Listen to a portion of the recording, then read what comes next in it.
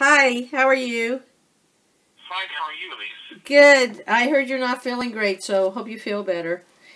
I thank you. That's a very nice way to begin. I'm trying to feel better, and the antibiotics are actually helping me. So Oh, good, I good, feel good. like I feel like I have a chance. Yes. I think it's going around, actually. Both my sons had it and have it, actually. So, anyway, thank you for doing this. I really appreciate it, by the way. My pleasure. We're a big fan of major crimes. So tell me, how did you get the idea for the well, actually, I guess it would have to go back to the closure. How did you get the idea for the show?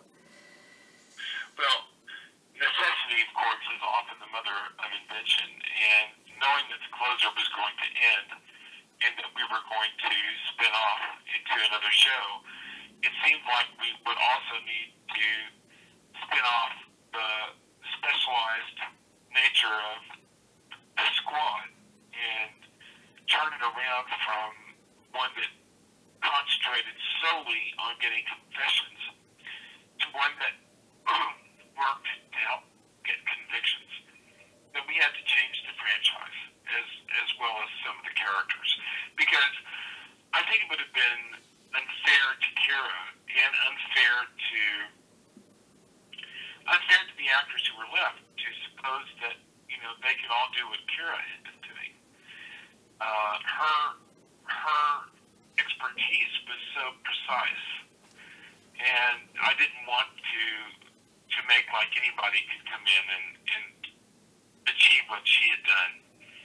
So we needed a different view of the justice system and making deals, which is how 93% of all homicides end in a bargain of some sort.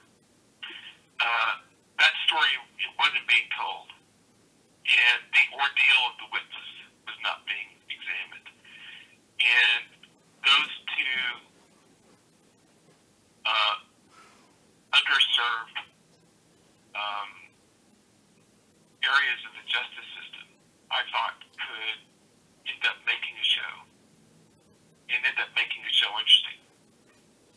And it seems to be working.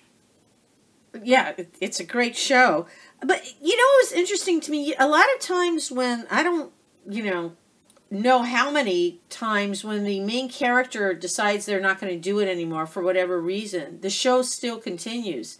And though you just explained it changed in its premise, did you ever have a fleeting thought that, I think we're going to just have to end it? No, I never thought we would just have to end it. I felt like we could go on telling stories because the area of American life that we're examining is so rich. The justice system is a marvelous thing. It may be the biggest and most important contribution Western civilization has made to the ongoing progress of civilization. The idea that we can settle our conflicts in a courtroom, or that the law has answers for us, is what separates us from feudalism and medieval lords and kings, and puts everyone sort of on an equal footing. And how it works, because it's an abstract theory, regardless of what you might have heard during the resignation of Eric Holder. It is an abstract theory, and it requires all of us to agree to be governed by this abstract theory in order for it to maintain its power. And not only do we have to stand by it when it's right, but especially when it's wrong, in order for it to retain its influence. So, for me, this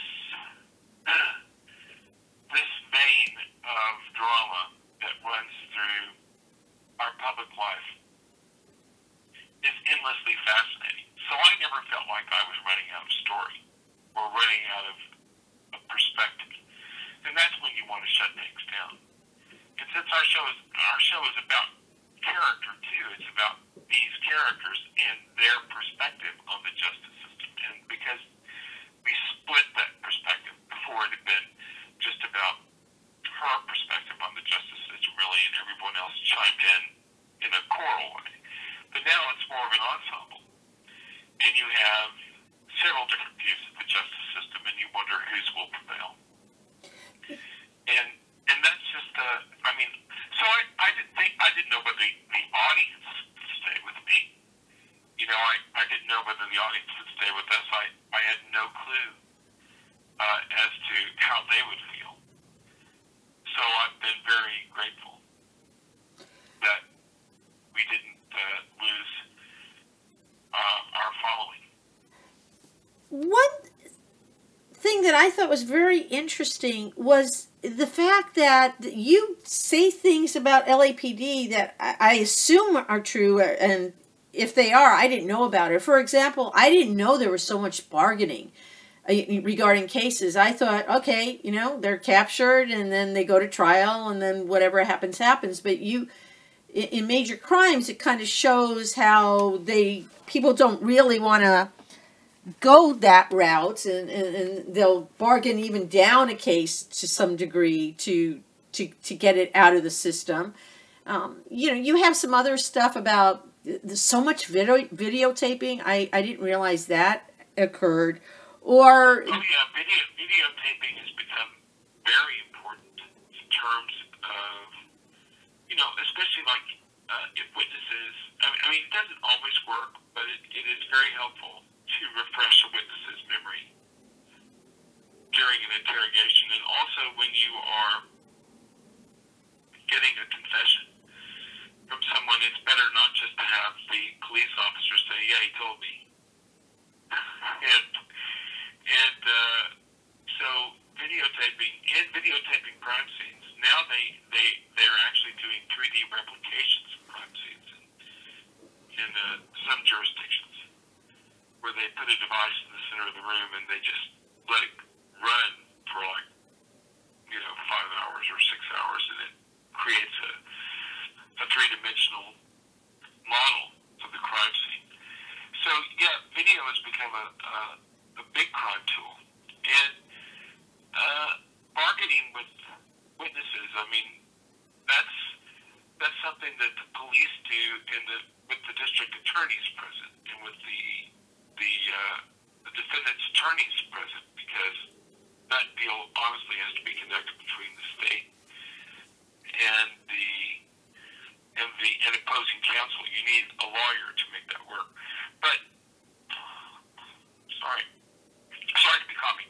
But the idea there is that justice is more malleable than we give it credit for being.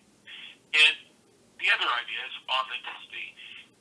3 years ago, the California justice system lost approximately $500 million. And death penalty trials cost exorbitant amounts of money. There was one death penalty trial that was going on as we were shooting our first production that involved a mafia cartel prisoner who summoned every other member of the mafia cartel in the California penal system to Los Angeles County. It was obviously an effort to get someone killed during transport, and they had to add hundreds of sheriffs, literally, to security details to get it all done, and it ended up costing just for that 1 week an extra $2 million. Because it was a death penalty trial, they had to give him everything he was asking for. He was pro per. So, you know, the idea that in pursuing justice you can bankrupt justice is also part of the formula. It's how much justice can we afford? And, you know, weighing it. Everything is weighed. And that's kind of a fascinating process, I think. You know, we want to think that justice is very cut and dry. Yeah, I know. That's one thing I consider fascinating with your show is how you show that, and you show you always have the viewer's question. Well, do you want justice? I mean, because maybe this guy's going to get off, or I mean, this way at least some justice has been spoken for the victim. Yes. Do you want justice? Do you want what the law says, or do you want to put the person where they can't hurt anybody? It's sort of do you want what's right, or do you want to be happy? Mm-hmm. Which is an interesting question that I hear a lot. My father said it a lot. Do you want what's fair, or do you want to be happy? Do you want what's right, or do you want to be happy? And the justice system asks us that question too. And then the other story we tell is the story of the witness and how witnesses are treated in the justice system. And that story is told in the person of Rusty Beck. He's a very interesting character for the procedural drama. I don't know of any other procedural drama that has a character like this. And he's there because he's a witness. And how the justice system treats witnesses. Very different. Criminals have rights. Witnesses have none. Mm-hmm.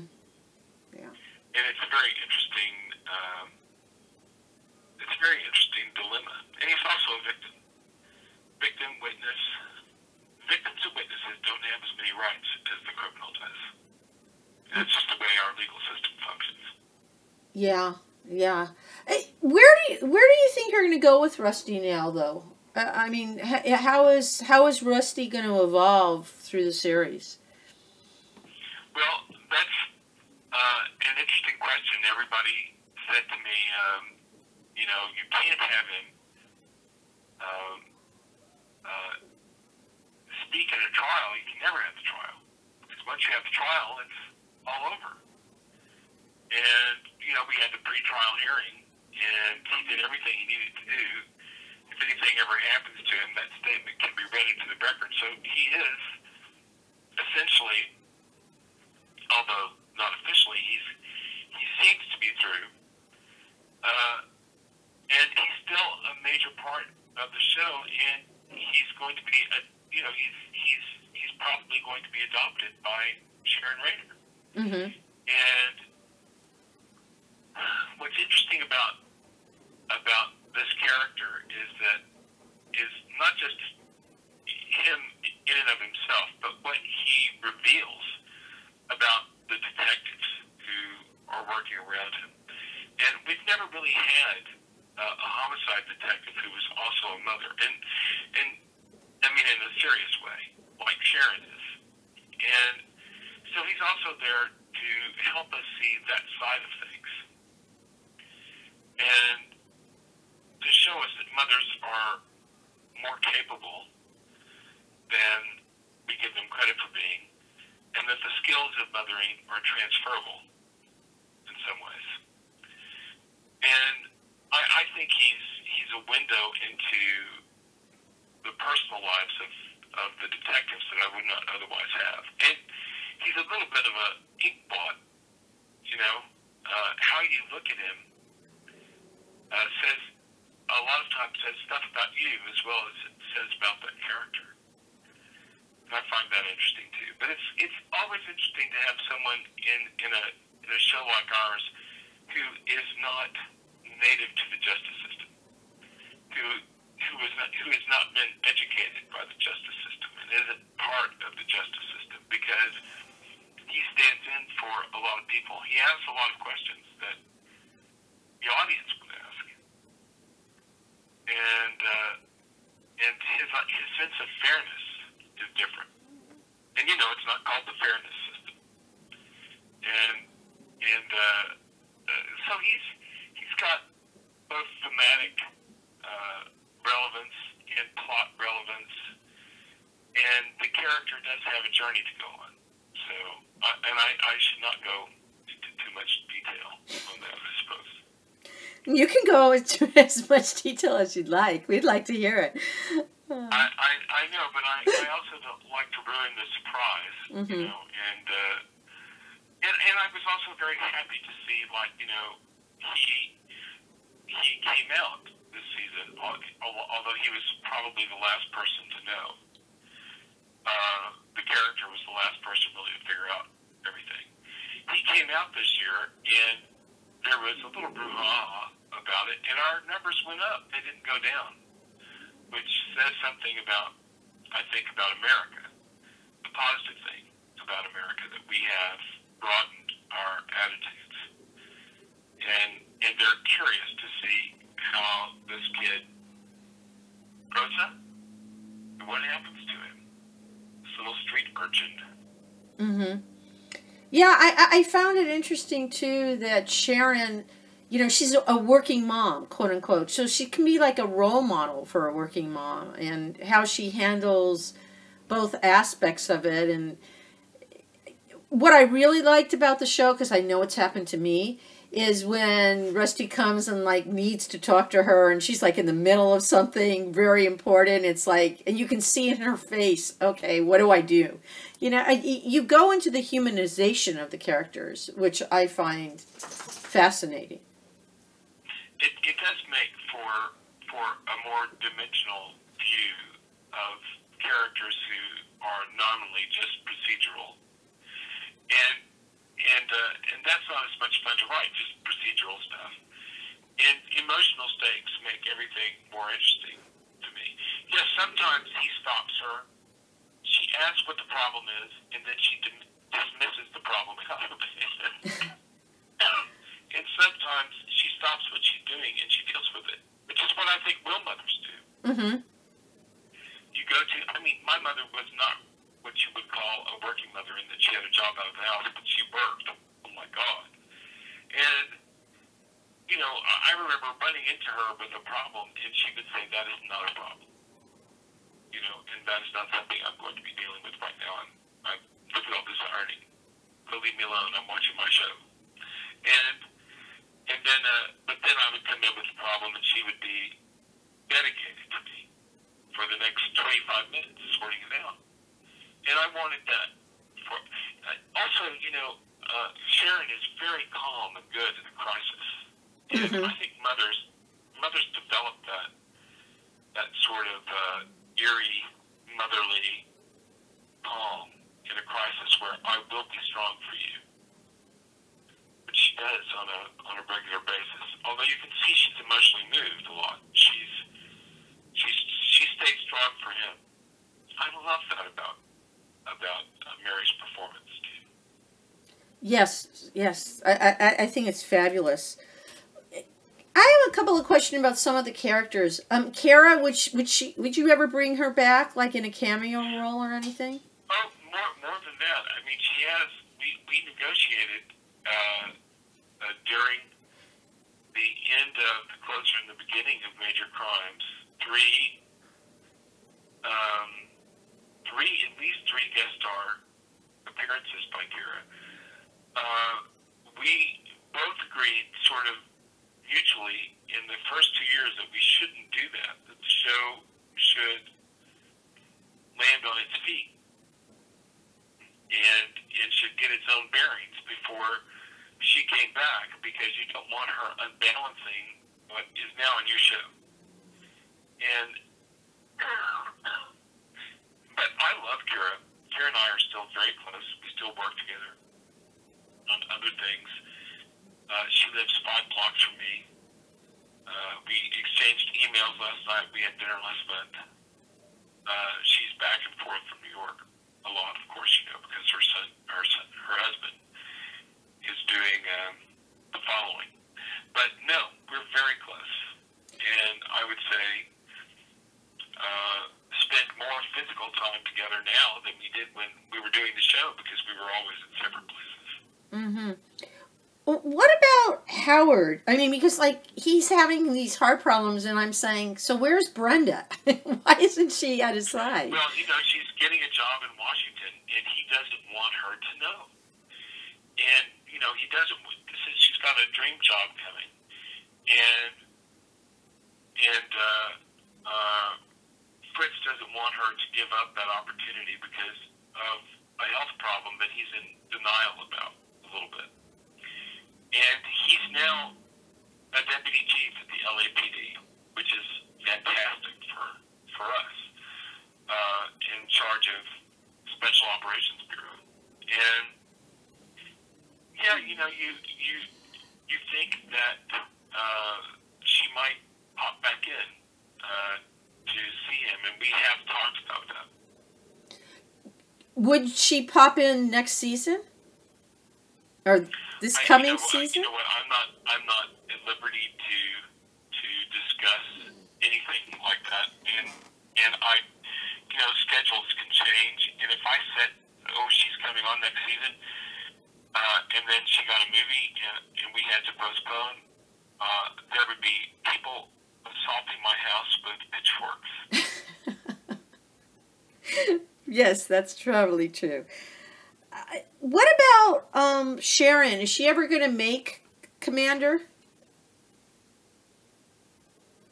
That's an interesting question.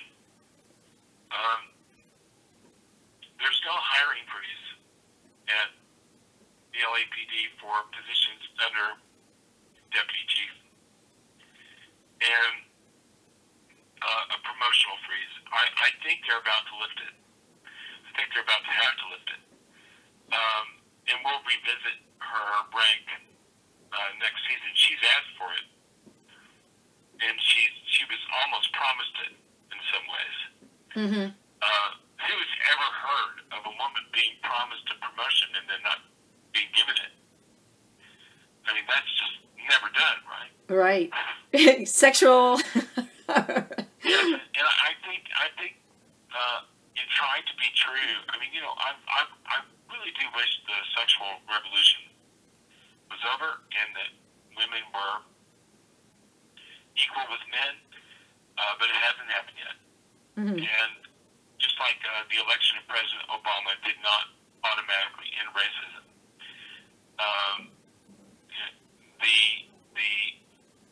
the fight for gender equality is not over simply because you have women in high positions. You don't have a lot of them. They're not 50-50, and they're 50-50. They're not 60-40. They're not even 70-30.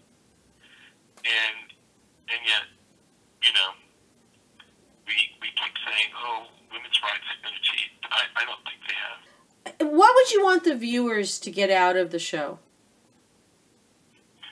What I would want viewers to get out of the show is an emotional reaction to the justice system through the characters that we have established. I want to tie their interest in the justice system together to the characters who work inside it and are affected by it on a daily basis. And I don't necessarily need them to know that. They can just like the characters. They can just like the stories, and or just enjoy the interaction of the actors. All of that is okay with me. But what I'm really hoping is that the fractured view we have of the justice system in our show becomes also an emotional attachment and an emotional experience of the beauty of the justice system. Well, thank you very much.